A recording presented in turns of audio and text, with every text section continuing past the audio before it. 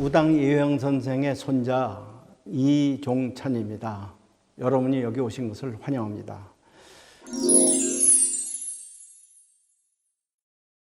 큰할아버지의 성함은 이건영, 건자 영자씨인데 이분은 착한 분이에요. 그래서 조상 대대로 내려오는 이것을 지킬 줄은 알지만은 무슨 뭐를 일을 꾸민다든가 벌린다든가 이런 것에 대해서는 그렇게 뛰어나질 못했고 아우들에게 많은 것을 의존하는 생각을 의존하는 분이기 때문에 그분은 제가 생각하는 데는 장자로서는 참 적격이지만은 무슨 운동체의 주인공이 되거나 어떤 지도적 입장에 있지는 못했습니다.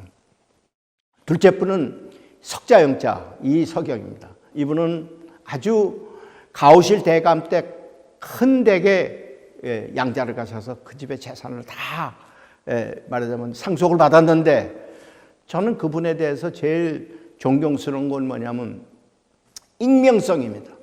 절대 나는 남에게 드러내지 않는다. 내가 할 일은 드러내지 않는다.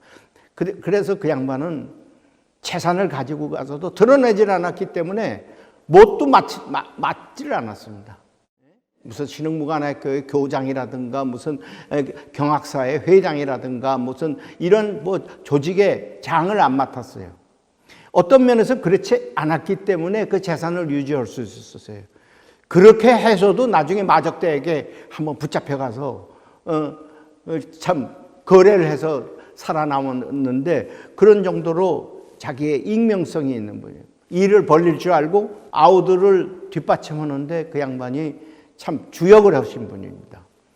셋째는 이철영, 철자영자인데 이분은 관리형입니다. 수성형이에요.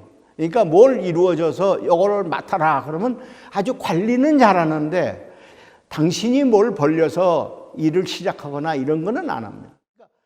맡겨놓은 일은 아주 철저히 자리를 관리를 하는데 뭐를 스스로 만들거나 이러지는 못하신 분이다 이게요. 그래서 이 양반은 한때는 신흥무관학교 교장 노릇하면서 학교를 아주 틀을 잘 잡아가는 역할을 했습니다. 넷째는 우리 할아버지인데 이 회자영자 이회영 할아버지는 뭐 계속해서 일을 벌리는 거예요. 계속 일을 벌리는 거예요. 우리가 나중에 부통령 할아버지가 당신이 쓴 충문이 있어요. 형님을 생각해서 충문이 있는데 거기 이런 말이 있어요. 형님은 일만 벌리고 나머지 숙제는 나에게 다 맡기지 않았어. 이런 말이 있어요. 그와 같이 일 계속 벌려. 계속 터뜨리고 계속 벌리는데 이것을 벌리기만 하지 사실은 수습하는 것은 또 딴 분이 하셨다 이거죠.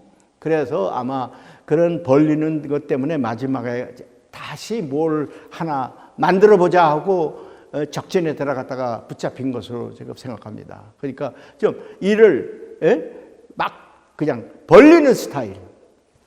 다섯째 할아버지는 굉장히 꼼꼼하신 분이에요. 관리입니다. 다 아다시피 그 양반은 조선 왕조 때 평양 감사를 하셨어요. 그러니까 도지사를 했단 말이에요. 고종 황제가 얼마나 신임을 했으면 청일전쟁 때 그 양반이 26살 때 관리였었는데 부승지였었는데 청일전쟁의 전쟁터에 가봐라. 청국군이 왜 저렇게 물색 없이 이렇게 일본군에게 그냥 패했느냐. 거기 무슨 일본군의 장점이 있든가 청국군의 무슨 약점이 있을 거다. 다 알아가지고 나한테 보고해라. 그래서 이 양반은 청일전쟁 때 위해위까지 가서 대련, 여순, 위해위 거기에 다 전쟁을 전부 샅샅이 조사해서 보고했을 정도 26살 때. 그러니까 그 양반이 나중에 을사늑약 할 때는 외부, 그 당시엔 외교부가 아니라 외부였으면 외부 교섭국장을 했고 그 을사늑약이 체결되자마자 이 양반은 그냥 다 관직을 버렸는데 나중에 다시 한성 판사, 재판소 수석 판사, 재판소장이 되셨어요. 그리고 합병이 되자 박차고 나갔다 말이죠. 망명 가셨어요. 망명해서 이 양반은 뭘 했느냐? 임시정부 법무총장, 재무총장 했어요. 신생 대한민국 정부가 수립돼서 뭘 했느냐? 부통령을 하셨어요. 그러니까 관리라는 입장에서는 조선왕조, 대한제국, 대한민국 임시정부, 대한민국 요 4대에 걸쳐서 관리를 했어요. 유일한 분이에요. 유일한 분이에요. 예? 그러니까 전통을 이었다는 거죠. 그러면 그만큼 관료로서는 아주 틀림없는 분이다 이거죠. 그런 특장점이 가지고 있고, 여섯째 분은 이 호자 영자인데 이분은 굉장히 용감하신 분이에요. 아주 행동파예요. 행동파이기 때문에 제일 누구하고 죽이자 맞았냐면 우리 할아버지하고 죽이자 맞았다. 그래서 할아버지가 지시를 했는지 어떤지를 몰라갔는데 일가족이 중국에서 몰살당했어요. 내외분하고 아들 둘이 한꺼번에 일본군에게, 그때 보니 일본군은 아니라고 그래요. 뭐 마적대라고 그러는데 저는 일본군의 사수를 받은 마적이 때라고 봅니다. 그래서 일제히 몰살하고 그 집을 불태워버려서 시신도 못 찾았습니다. 그러니까 얘는 행동가시다. 그러니까 여섯째가 참 각각 어떤 이렇게 좀 성격이 다르고 하는 일들이 또한 다르지 않았나. 그렇게 달랐기 때문에 더 일체감을 가질 수가 있었지 않나 이렇게 생각합니다.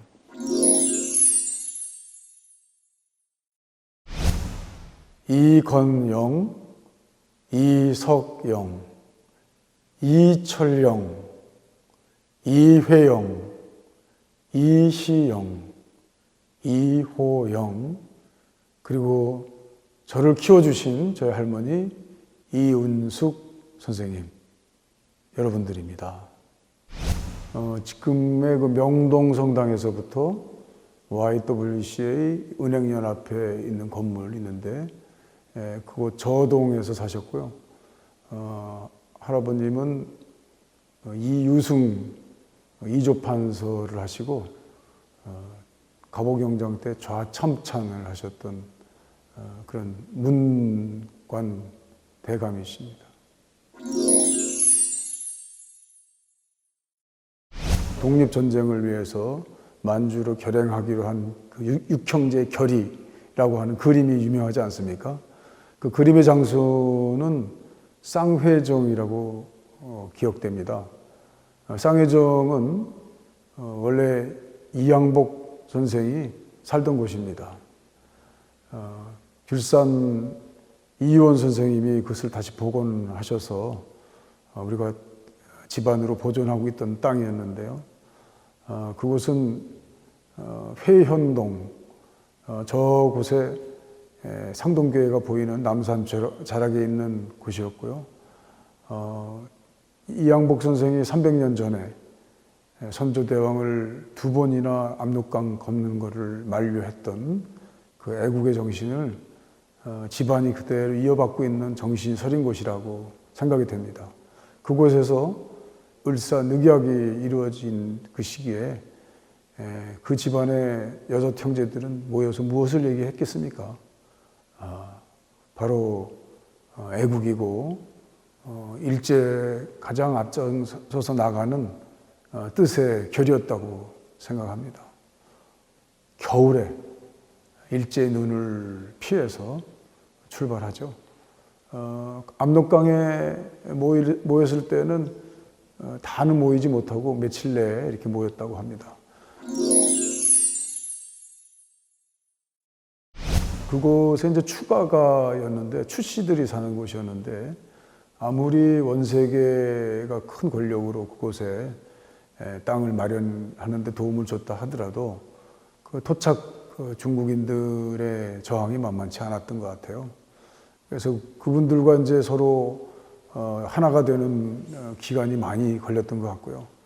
그곳에서 이제 대모산에서 민중대회를 열기 전까지 그 경학사라고 하는 자치 조직을 만드는 데는 참 여러 사람들의 능력과 기지가 필요로 했는데요.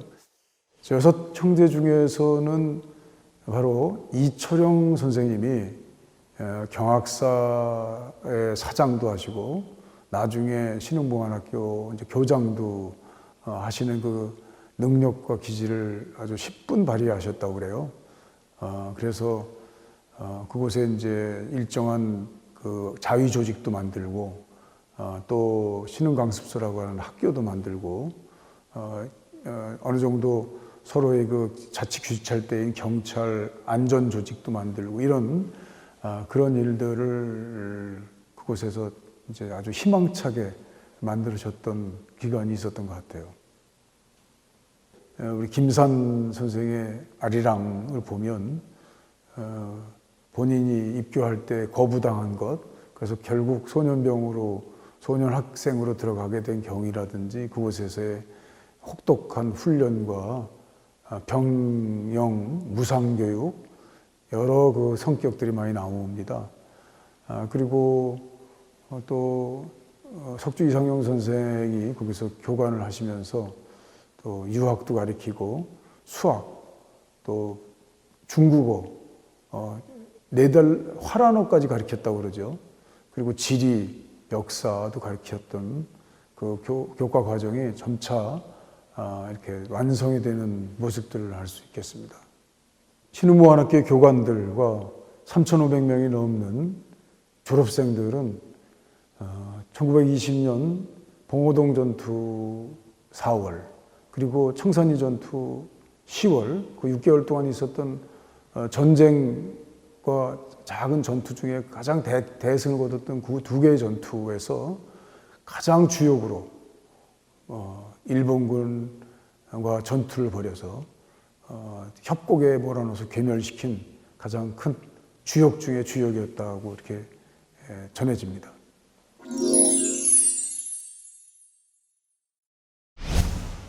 청산리 전투의 대승 이후에 일본의 이제 탄압으로 더 이상 이제 정규전이 힘들어지신 것을 알게 됐습니다. 그래서 이제 북경으로 가셔서 이론적으로는 신채호 그리고 유림의 전통적인 김창숙 선생과 이제 의열투쟁을 하면서 아나키스트의 이제 기초를 만드시는데 참여를 하시고 그 이후에 아나키스트의 가장 1차적이고 직접적이고 헌신적인 목숨을 건 투쟁의 전면에 나서게 되신 거죠. 신채호 선생님과 함께 북경에서 아나키스트 조직을 이론적으로 또 조직적으로 일구실 때 머릿속에 들어있던 그 운동의 선조들과 힘은 바로 다물단 운동이었다고 생각을 하는데요. 거기에 김창숙 선생과 함께 북경에서 이루어졌던 그 삼거두의 운동은 아나키스트 운동으로 이제 뿌리를 내리게 된 것 같습니다. 그 아나키스트 운동에는 이제 가족들이 많이 등장하는데요. 무당 선생 돌아가시고 난 다음에 바로 직후에 체포된 이규창 선생은 함께 체포된 엄순봉 선생과 몇 분은 사형을 당하시고 이규창 선생은 바로 이제 감옥에 들어가서 무기였다가 감형이 되면서 8월 15일, 45년 8월 15일 13년 6개월을 복역하시고 나오신 분이죠. 그 누나인 이규숙 선생은 이제 함께 아나키스트의 일원이었고요. 오빠인 이규준 선생님이 아는 분의 암살을 목적으로 길 안내를 해서 중학교 시절에 감옥까지 살았던 그런 이제 전력이 있는 훌륭한 아나키스트 전사이셨는데요. 그분은 책은 남기시지 않으셨습니다. 제가 그분을 좀 책을 남기게 하려고 여러 노력을 했었습니다.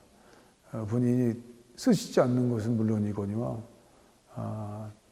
제가 그 근처에 그 근방의 시기를 전공했던 역사 전공자들에게 구술도 부탁할 수 있도록 해봤습니다만 그분은 구술도 거부하셨어요. 아마도 제가 볼 때는 그 아나키스트의 전투와 암살과 그 직접 행동들은 그 여성에게는 거의 기억하기 어려운, 기억하기에 너무 참혹한 그런 정신적 트라우마로까지 이어진 것 아닌가 생각이 됩니다. 제가 고모께도 할머니가 쓰시는 글 비슷한 걸 이렇게 물어보셔도 한 번도 대답하신 적이 없습니다. 그 남편이었던 장혜평 선생은 아주 혁혁한 아나키스트 전사로서 은행을 털거나 오히려 중국 마적과 맞서서 싸움도 전쟁도 했던 그런 이제 아나키스트 전사로 알려져 있습니다.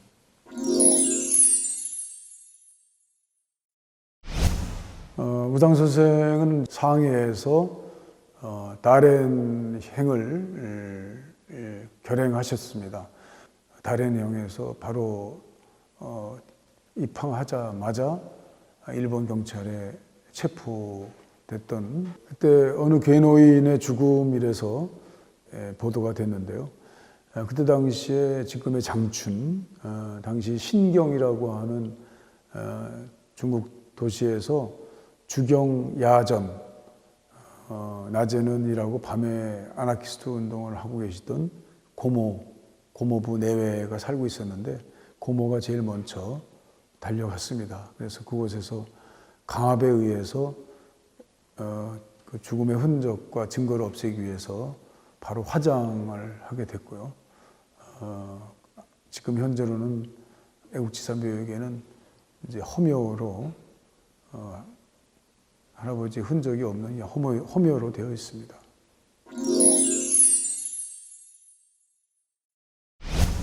할아버지는 아마 아나키스트의 그 교의에 따라서 모든 것들을 다 태워버리실 것 같습니다. 증거를 없애시고 해서 하나도 남은 것이 없는데 우연히 집내에서 조그만 사진이 나와서 그 사진이 조그만 사진이 유일한 남기신 물건으로 저희 집안에서 보관되어 있습니다. 우당 선생님의 난초는 지금 5점이 남아 있습니다. 그 많은 돈들 다 이제 쓰시고 북경에 있었을 때 어려우실 때 그 대원군이 난이 상당히 그 중국에도 알려져 있었던 것 같습니다. 그래서 대원군 모작으로 여러 점을 그리셨다고 합니다. 그래서 그곳에 그 니코틴, 담배 니코틴을 좀 뿌려서 그 화선지를 좀 어느 정도 오래된 것처럼 이렇게 가장을 하고 그걸 말려가지고 그곳에다가 대원군이 작품인 양 그린 이제 모작들을 아주 비싼 가격으로 팔아서 그것으로 독립자금으로 하셨다는 얘기도 들었습니다. 이 말은 이규창 선생님이 직접 옆에서 도와주시고 하셨던 기억을 더듬어서 말씀하시는 걸 들었습니다. 예, 할아버지는 무슨 서방 교육을 받으신 신식 교육 기관에서 어떤 공부를 하신 그런 경력은 없으신 것 같습니다. 그런데 누구보다도 또박또박하고 말씀하고 그다음에 집안에서 받으신 그런 집안 교육이 양반의 여류 여성들에게 가르친 그런 것들을 그때그때 잘 소화하신 분으로 기억이 됩니다. 아버님이 여러 차례 할머님 기억을 좀 글로 남기시라고 하시는 얘기를 들었습니다. 망설였고 또 주저주저 하셨던 기억이 납니다. 아마도 일반적인 여인이 감당하기에 너무 거대한 역사적 사건들이 머릿속에 정리되지 않으셔서 그랬을는지도 모르겠습니다.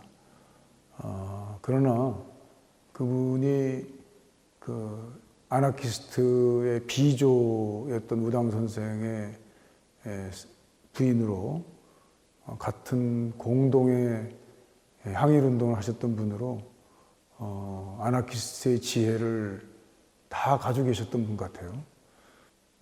그 기억하기 어려운 또 기억할 수 없는 너무 참혹한 역사의 흔적들을 본인이 글로 쓴다는 것이 너무 감당이 안 됐기 때문에 아마도 아버님의 그런 권유에도 이렇게 따르지 못하셨을 것 같습니다. 그런데 어느 순간 남기셔야 되겠다고 하는 생각이 들으셨던 것 같아요.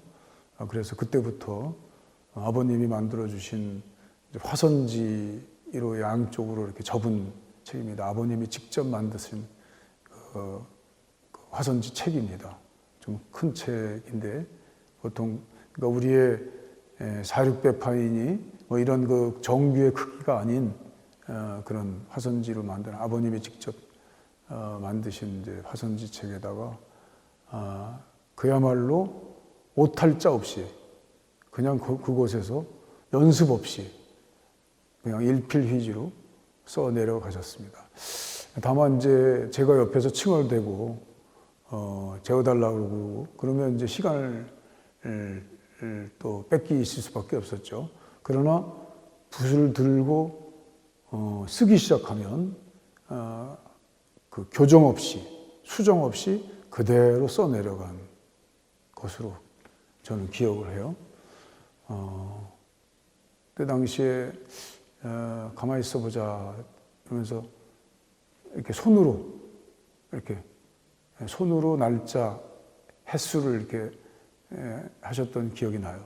아마 아나키스트의 기억법일 것 같습니다. 그 기억법으로 약간 시기적인 선후에 이렇게 문제가 좀 있을 때는 그걸 잠시 쓰던 것을 멈추고 손으로 연도라 날짜를 계산하시다가 쓰시고 그랬던 기억이 납니다.